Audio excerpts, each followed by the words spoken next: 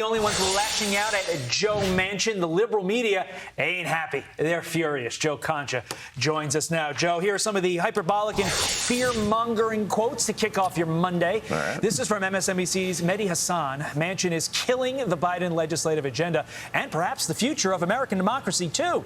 Washington Post Jennifer Rubin, who, if I'm not mistaken, considers herself a conservative Republican.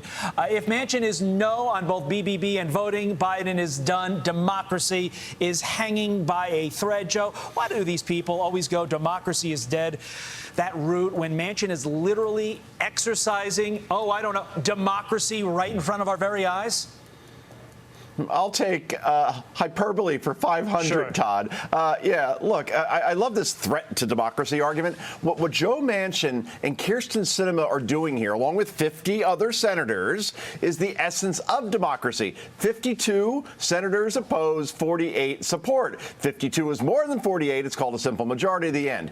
And poll after poll shows the American people do not support this bill after understanding the cost, what it will do to inflation, like you guys were talking about earlier, and who really pays for it. And by the way, this must have really hurt, like pouring, salt and pixie sticks into a wound. That Senator Manchin decided to make his announcement on Fox News Sunday with the great journalist. His name is Bret Baier. This ain't hyperbole now, okay? This marks the beginning of the end of the Biden presidency. Nancy Pelosi will officially be retired after a red tsunami sweeps her out of the House next November. Cocaine Mitch and McConnell will be your majority leader, and as sure as you were born, the party will revolt, they already are, against Joe Biden and find another ticket to run in 2024. Because if you could find me a worse first year for any administration that has gone as poorly as this one, you can't. Blame Joe Manchin all you want. This is all on Democrats for pushing such a massive bill without a mandate, guys. Joe, my only caveat to that is I know the American people do not want what is in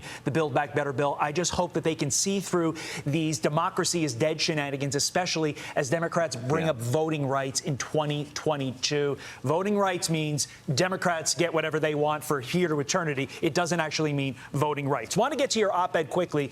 What do you say will secure the Democrat wipeout in 2022, Joe?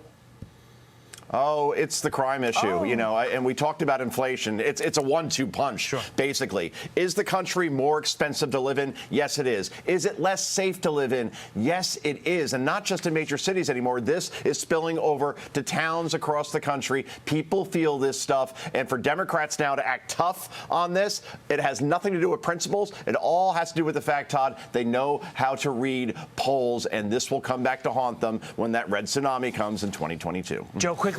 Did they not see this happening as they were doing it, or was that desire to be so Twitter popular really, cloud all their vision?